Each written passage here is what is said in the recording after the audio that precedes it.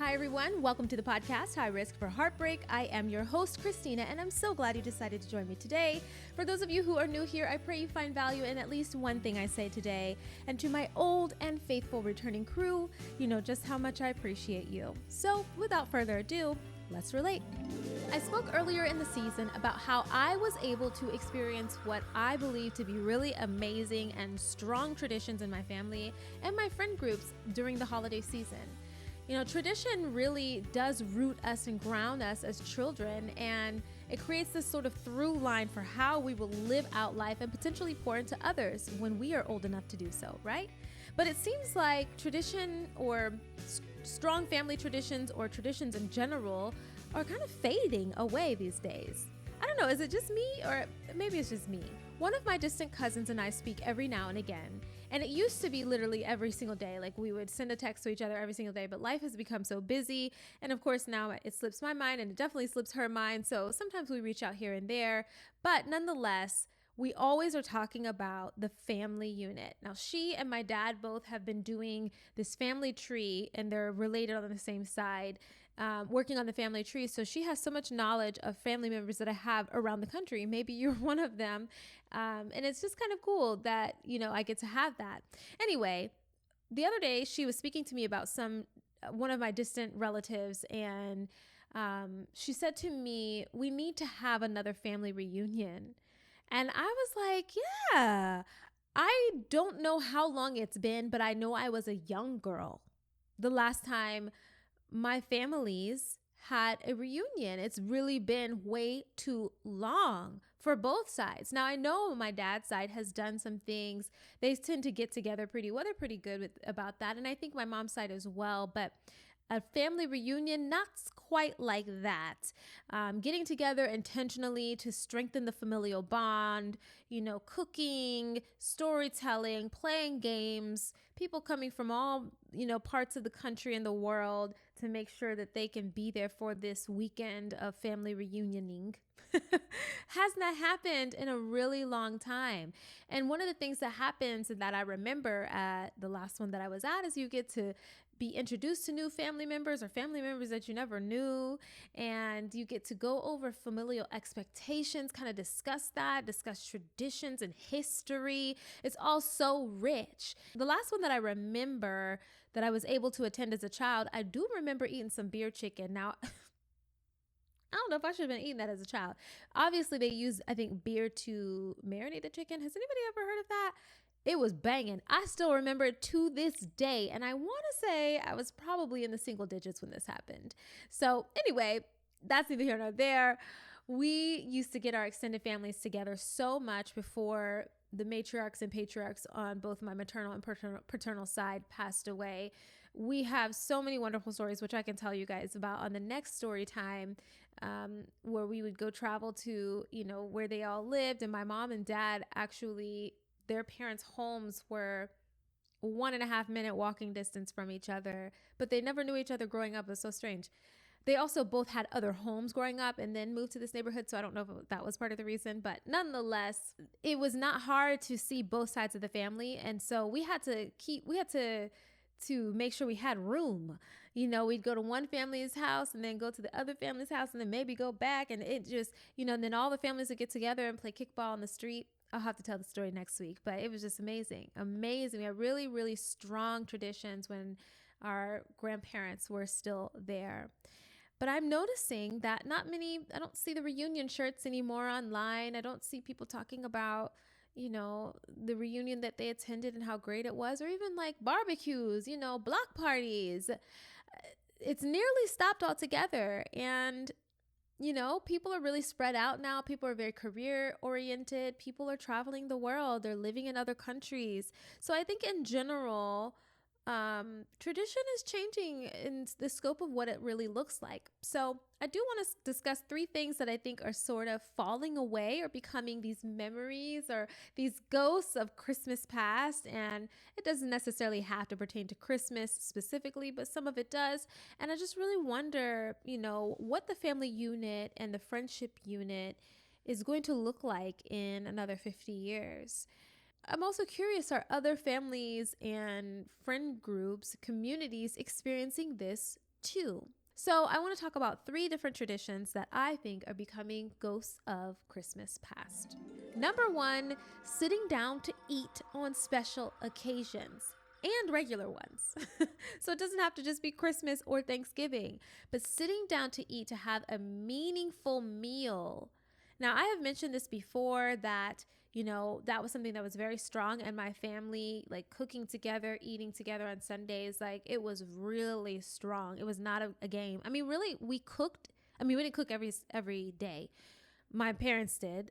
But we ate at the table, I think, every single night. Yes. What am I saying? Not I think. There was nowhere else to eat. We always ate at the table as a family. But Sunday was bigger. Sunday was the big day because we got to help cook and all of that stuff. Not only did we cook together, we ate together, and sometimes we cleaned up together. And, it was really important in sustaining a valuable connection with our family. At the time, there were no cell phones, so it was just us, and I just feel like with people's lives being so busy now, I'm not sure that people are still doing the sit-down dinners like they used to.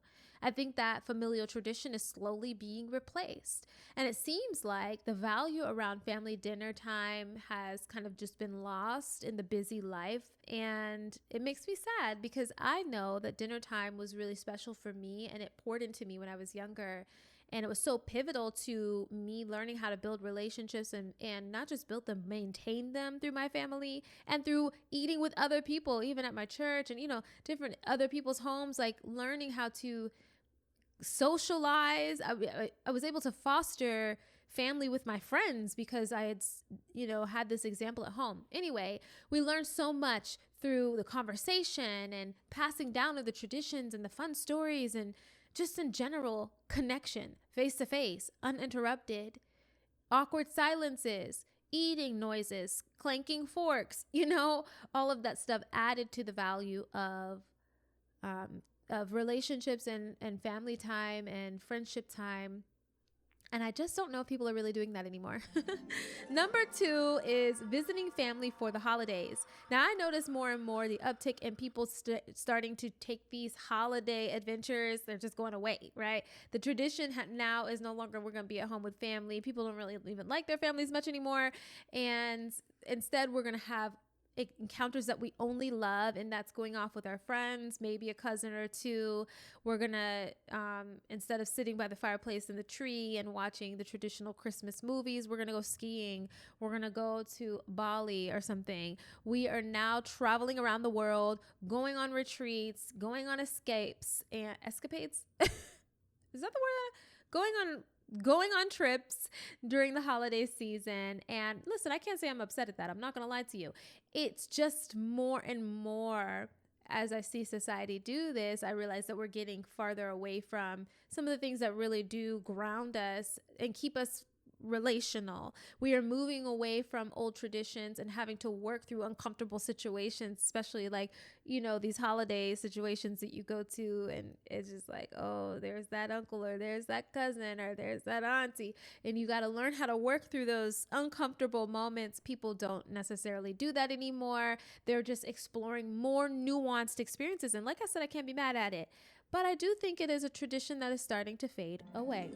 Number 3, now this one is probably still happening in some places, but where did all of the Christmas carolers go? I know that sounds really silly, and it's crazy that I'm actually asking this question because I saw a video today of these young boys going into a Publix supermarket and Christmas caroling. Now, they weren't singing Christmas carols, they were singing something else, and it was a little bit spicy.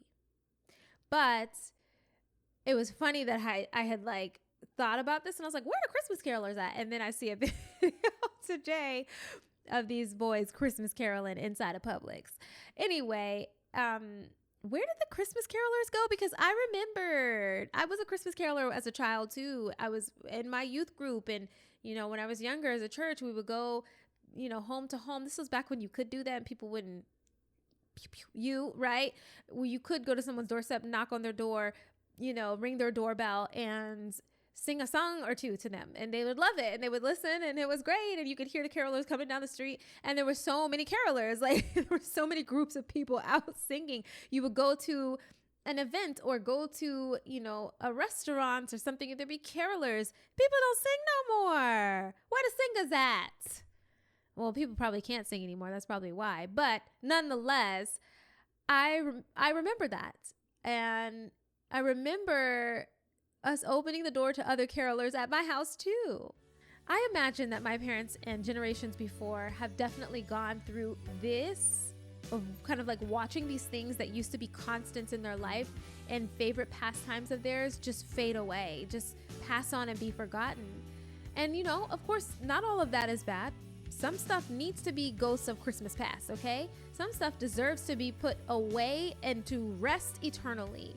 But I just have noticed the change in the tide over the last few years, and I just was like, wow, I want to talk about this. So now, like a ghost, these memories are made and they're fading away, and it's up to us to keep these meaningful experiences that we have with each other, to have these firsthand, in-person experiences with our family, our friends, people that we meet around the world, so that tradition can continue to spin, because I think it's important. The holidays obviously aren't what they used to be, but doesn't mean that we can't start making some new traditions out of what is. So I hope you enjoyed this quick travel into the Ghosts of Christmas Past episode. And remember to love yourself first so that you can then go and love your neighbor. Until next time.